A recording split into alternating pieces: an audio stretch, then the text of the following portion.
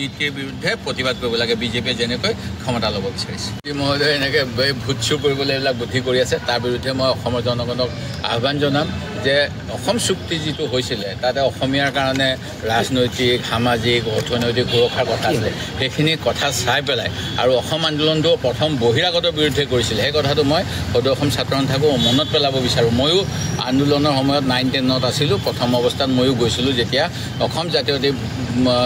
যুৱ ছাত্ৰ পৰিষদৰ ফালৰ পৰা প্ৰতিখন ৱালত শিৱসাগৰত থকা লিখা হৈছিল 100% থলুৱা নিযুক্তি আৰু সেইখিনি সময়ত মই 9-10ত আছিলোঁ তাৰপিছত বস্তুটো আহি পেলাই বিদেশী হ'ল বিদেশী হোৱাত বেয়া পোৱা নাই যিখিনি বিদেশী